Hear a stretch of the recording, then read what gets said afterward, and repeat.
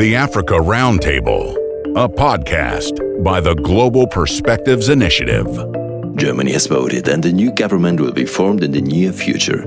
New parties, new programs, new minds. So, what does it mean for German and European Africa policy? Well, this is what we want to look at today, and we will do that with Mo Ibrahim, a British Sudanese mobile operator who works for good governance in Africa and is committed to fair relations within the framework of the Mo Ibrahim Foundation. Welcome to the Africa Roundtable, the podcast with Danilo Höpfner. Mo, due to the current situation in the Sudan, I would like to ask you first a question about the recent developments in the Sudan, if I may. It was not until 2019 that the authoritarian government was peacefully overthrown after 30-year rule, and now a putsch. Mo, the Sudan is your place of origin. You come from there. What are we expecting there right now? It is a very critical situation at the moment. The generals, of course, turned into the civilian part of the government because after the revolution, which ended technically by a military coup where the generals of Bashir turned on him, took over power, and then there was negotiation with the civilians, and a form of partnership was agreed as a transition period towards a completely civilian democratic situation. The military were not comfortable throughout this for a number of reasons. 70 or 80% of Sudan economy is really in the hand of the military. Actually, I would call it the military corporation. It's really a corporation. They control the mining, the financial services, the export and import. And many of these assets actually are like private fiefdom of the generals. That is the way Bashir used to run the country, buying loyalties by looting the country assets and passing on to those guys. Now, according to the constitutional agreement, General Burhan should now pass the leadership of the Sovereignty Council, effectively that's like a head of the state, to a civilian. And that would have been tough for him. That probably to some extent defines the timing of the coup on the 25th, 1 week ago or so, or 10 days ago. The coup has been rejected by the streets, which hundreds of thousands of people demonstrated against him. And the international pressure, everybody is condemning the coup. Everybody, unfortunately, except Egypt, which we haven't heard from them, which is really unfortunate. But even Saudi Arabia and Emirates, who are natural allies to the military, actually condemned the coup in a statement 2 days ago with the United States and UK government. So this coup will not pass. The question is how long it's going to survive. There's negotiation going on now to try and restore the civilian rule. Burhan will need some face-saving formula. So the situation is really fluid. After the putsch, the British global magazine The Economist wrote a few days ago, the army's takeover in Sudan highlights a worrying trend. Your foundation, the Mo Ibrahim Foundation, is an African foundation with a focus on critical importance of good governance and leadership in Africa. Well, putsch in the Sudan, an Ethiopian Nobel Peace Prize laureate president who's become a warlord. Is that a rising trend for the political development in Africa? Danilo, unfortunately, we see a retreat really in the democratic norms in Africa. Most African countries embraced liberal democracy and regular elections.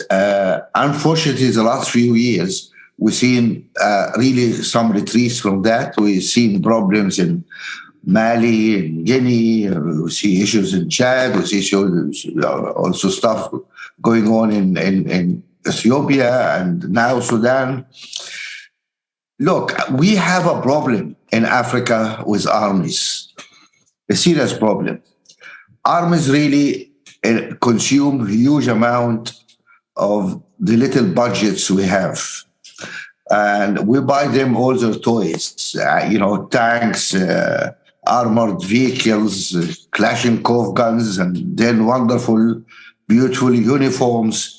And their job really is to protect the country. So they should be at the borders to protect the country. Unfortunately, they come back to the capital and take power and rule us. They turn their guns against us. And it's just unacceptable. And why we're spending all this money? Why we need an army to start with? I am not convinced what wars our armies have joined. When we have terrorism threat, then we run for France asking for help, or some countries ask for the Wagner groups and mercenaries. And look, we have an issue here. Some of African armies are really rogue, and they think that since they have the guns, they need to really run the place, and that's not acceptable. So we have some issues. And don't forget, actually, the rise of authoritarian regime is becoming now a global issue, really. Look around you and see how many authoritarian regimes in one way, in one form or another, are emerging around us. And some of those authoritarian guys are wearing nice Armani suits or whatever, not necessarily army fatigue, but it's the same creed, same situation. So there is a wave of authoritarianism which was sweeping around us, unfortunately. And even in established democracies, we can see that. I mean, in Europe, you have in the middle of Europe, we have some rising authoritarian regimes. US has danced with that issue here for some time. It's not finished yet. So there is something is going on around us. Thanks, Mo, for your assessment on this topic so far. Let us now take a look at a few points concerning European-African relations. We do not yet know exactly who will govern Germany for the next 4 years, but it looks likely that it will be a social, democratic, green, liberal government. Nevertheless, the expectations from culture, from business and society and abroad are high. In general, how big are your expectations of the new German government? I really wish our German friends well, and I hope the new government will help take Germany forward and engaging better with the world. And Germany, actually, you are lucky guys. I mean, you are very stable. I mean, from a distance, we don't see much difference really between the outgoing government or the incoming government. You guys inside Germany maybe see the details, which we don't see it from a distance. You are lucky to live in a stable, predictable kind of regime. The most important thing is the far right is losing its hold in the country, and that's what really delights us. In the Africa Roundtable in June of this year, you addressed the governments of Europe with clear demands for fair credit for African countries. What is the current status looking like? How successful have you been with this request so far? Not very successful so far, unfortunately. We hear a lot of good words, and this becoming now the norm, the new norm. African leaders, world leaders always talk nicely at meetings. We have wonderful photo opportunity at the G7 and the G20 and now in Glasgow. Beautiful statements and well-meaning people, but we don't see much action actually or clear commitments. It's really unfortunate. Yeah, but the question is, how can the affected African states put pressure on these demands? Well, to be honest, really, Africa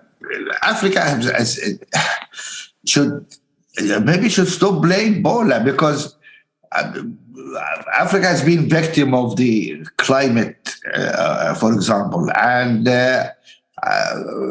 still people demand Africa to do this and do that. Mitigation was not there. No support for mitigation. I'm talking about climate, for example, now. And let me give an example here.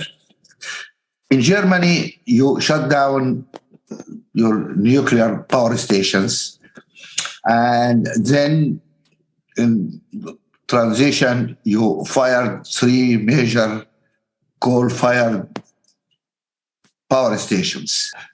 Did anybody say anything? No.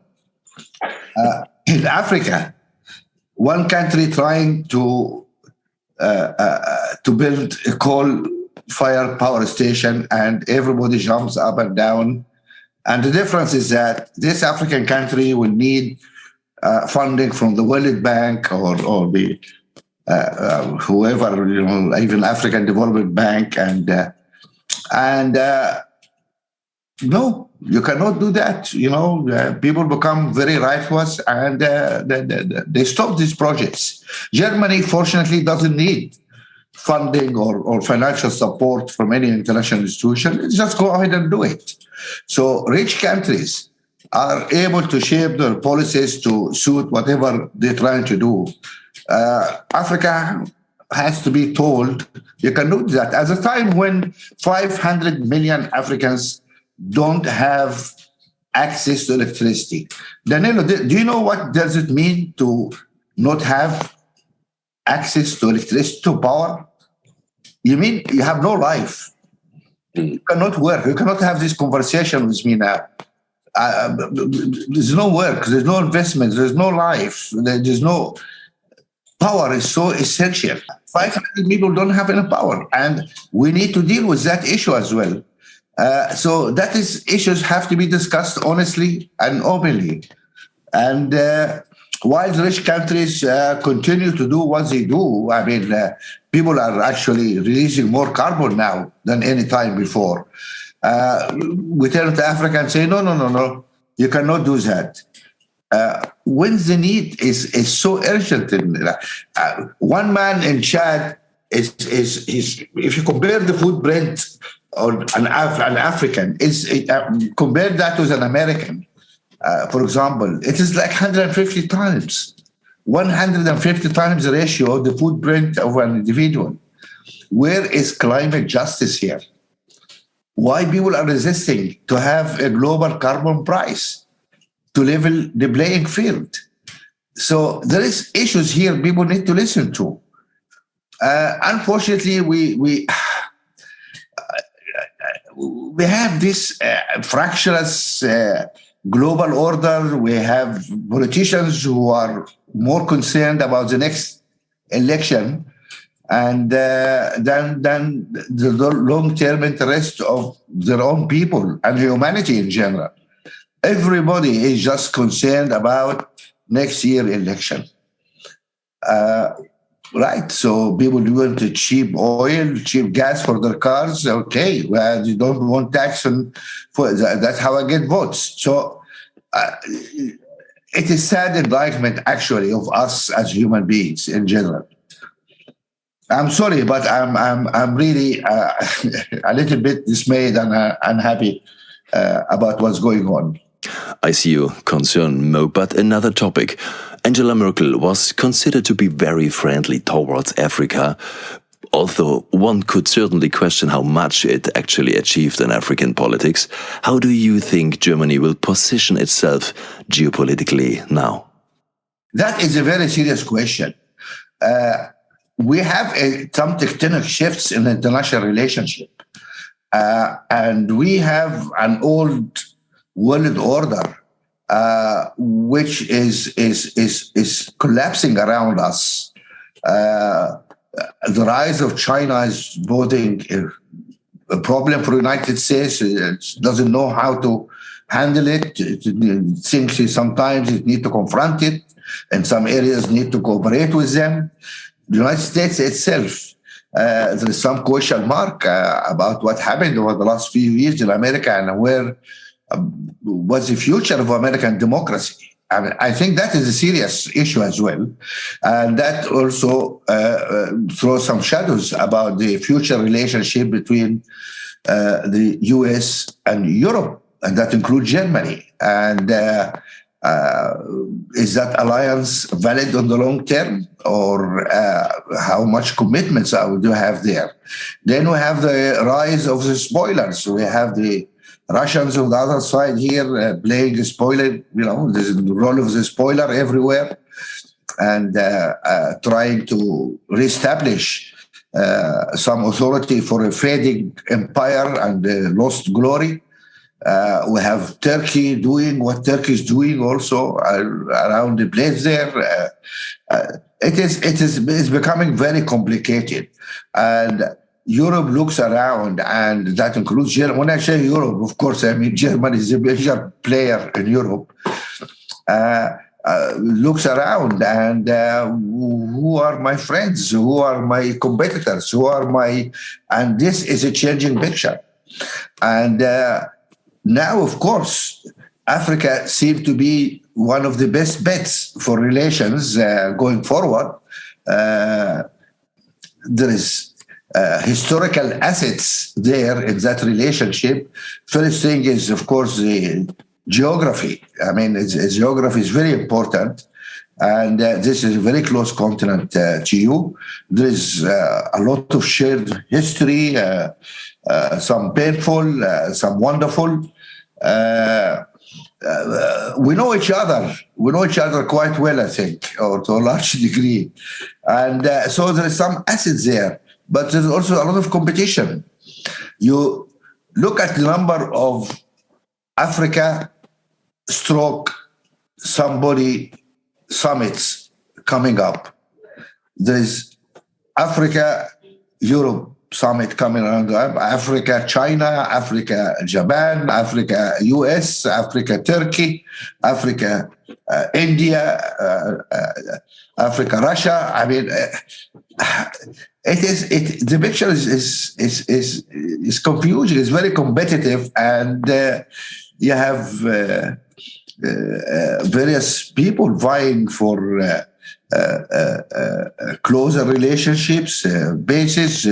Russia looking for bases now in the Red Sea, and then one issue about the Russian cooperation with the military regime in Sudan, because you want to have a base in Port Sudan, a naval base there, and what means. There's a lot of issues, and in Germany you're going to face an important issue as well. Do you need to build your armed forces or not? I think that's a serious question for Germany, because can you rely on US to come to your defense in case of catastrophe? But of course there is an inherent rejection of building up military might in Russia and in Germany again, given the unfortunate history. I don't know, Danilo, as there are so many questions around us. The world is changing so much, and people are grappling which direction, where are we going? And even I'm speaking from London now, and it is so sad. I see what is a European country is engaged also in all this silly exchanges and fraught relationship with great neighbor. It's so sad. I don't know what to say. I mean, we things are changing so fast around us, and we're trying to find some footing and some direction. For some observers in Africa, German-African relations seem somewhat opaque, which is also due to Germany's rule. At least this is what Olumide Abimbola, Executive Director of APRI, Africa Policy Research Institute in Berlin, says. My colleague Christine Montois asked him about his observations on what Germany wants from Africa. The answer seems a bit surprising. Let's take a listen to it. I think the new government should first figure out what it wants from Africa. In other words, what are its foreign policy interests with regards to Africa? My feeling is that that's not been clarified over a long period of time. We hear, we see mostly Africa being discussed under Germany's development policy, right? Not under Germany's foreign policy. And I think that's something that has to be clarified. So first of all, the government should figure out what it wants from Africa. We know what other countries want from Africa. We understand what China wants from Africa. Even the US, we understand what the US wants from Africa, but we're not sure what Germany wants from Africa. That needs to be clarified. It doesn't have to be communicated outwards, but it needs to be clarified internally, because that should then inform how it chooses to define its policy with Africa. So it has to clarify that first as a country, Germany, but then as a country within the EU, right? And also as a country that has France as the second, a strong voice within the EU. So it has to clarify that that's just as a matter of fact. That's one. After doing that, develop a policy that listens to what Africans want. Well, a Germany that has not found yet its relationship with Africa, so says Olumide Abimbola. Mo, what do you think? What would you say are the three most important topics of future relations between Germany and African states? I think if I look immediately now, I think we need to talk really frankly and honestly about a number of things. First, we have COVID. We haven't gone out of, we're not out of the wood yet. And I really salute the recent initiative where a German company, pharmaceutical company, is going to build manufacturing facilities now in Senegal and Rwanda. And that is really wonderful. I think is BioNTech, the German vaccine company. COVID is a problem, and we need to build our own manufacturing capacity. We import 98% of our medicine and vaccines. Everybody's aware what happened with the vaccine nationalism and the way Africa was denied really fair access to the vaccine. We need to sort this one out as soon as possible. And what is amazing, actually, it is in the interest of rich countries to make sure the disease is finished, is dealt with. Otherwise, Africa and other countries in Asia will become breeding grounds for new variants. And what we're going to do? We're going to have to revaccinate all Europeans again or what? Anyway, so that's something we should not forget that we need to deal with. The issue of climate is important, and I think I talked about that enough. That's something we need to really rationalize in the light of the African need for energy. Energy is the number one priority now for Africa. That's essential. You can measure actually development really with energy. It's a very strong correlation between the two. We need energy, and we need to see how we're going to do this energy in a sustainable way. Africa is a great place for solar, and I love solar, and that's something we should focus on. At the same time, we need to accept that there have been a transition period to enable us to really move forward. So we have to be realistic in how we deal with the issue of energy in Africa and the climate change. Then youth. Youth is really a challenge, and I think I talked about that. We need to see how we're going to deal with this. I think it's wonderful to have that great dividend of this large number of young people, because the world is aging population. Number of people in working age is shrinking in developed countries, and at the same time, the number of people in pensions and who require also a lot of health care, especially at old age, is increasing hugely. How can we support that? We need more workers. So that's something we need to think about. I think these are the key areas we need to focus on: youth and energy and agriculture, of course. But we need also to help face the current challenges of climate and COVID. Many German and European investors see the African market is fragmented. Is there a way to create a common African market, and do we need a free trade area? Absolutely. Absolutely. The one thing we have been campaigning for all the time is really the importance of an African common market. And I was delighted with the recent developments when we have this agreement about the Africa Continental Free Trade Agreement, which is wonderful. It is a first step. And look, the main success of the European Union, in my view, is a common market. It is amazing. It is what helped raise the GDP of all European countries. The Office of Budget Responsibility in UK here, which is a governmental independent body, estimates that UK is going to lose 4% of GDP every year because of exit from the common market. That is the cost, 4% of GDP. That is huge, like 70 billion every year. That is huge. That is the value of the common market, of having frictionless trade between nations. Africa needs that even more because we have more small countries in Africa. We have more landlocked countries in Africa. It is natural for us to do that. It is important. It's also important for employment. We talk about migration, or maybe we talk about later on, but 80% of migrants move within Africa, actually. So the migration essentially in Africa is within the continent. And this is something which should serve or be linked to the job market.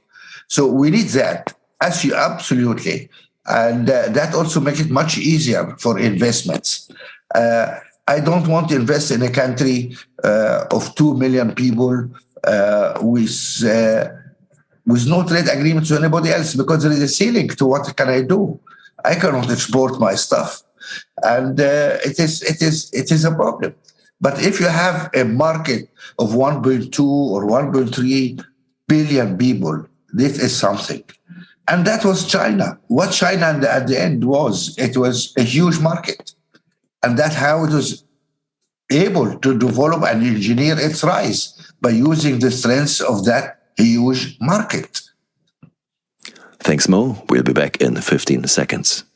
New perspectives, insights, and global analysis. Subscribe to the free newsletter by GPI, the Global Perspectives Initiative. globalperspectivesinitiative.org. You're listening to the Africa Roundtable, the podcast where we're talking to Mo Ibrahim today. Mo, you talked about the job market. This is one of your big, huge topics. What is the best way to create new and fair jobs in Africa, also by European companies? I think that is a very important subject for many reasons. Jobs, I think, is the main challenge for Africa because of the demographic realities.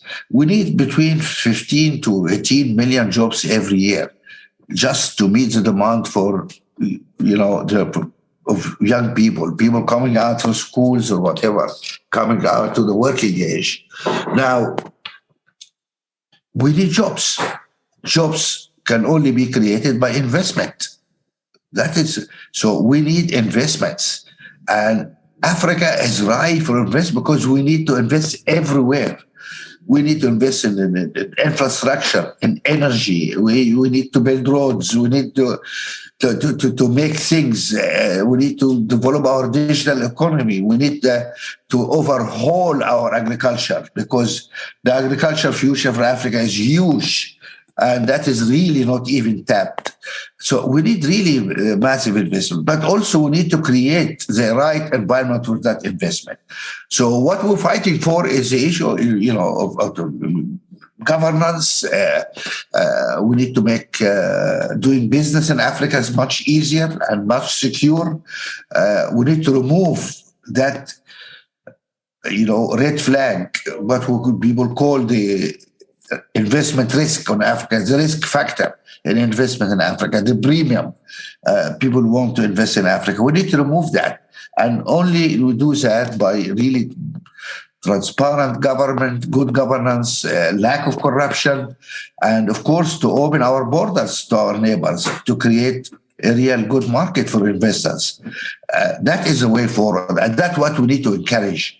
And that's where European participation really should focus in creating jobs for young people. And that's interesting. And that will mean also we need to train the young workforce. It is important.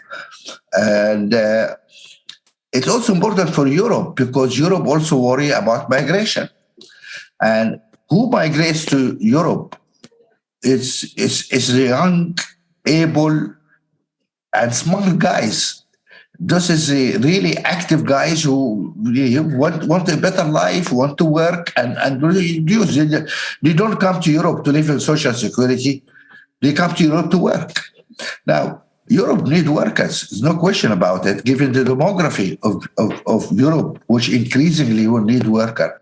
Mo, thank you very much for taking the time to talk with us today. Thank you, Danilo. Thank you very much. And that was Mo Ibrahim, entrepreneur and founder of the Mo Ibrahim Foundation.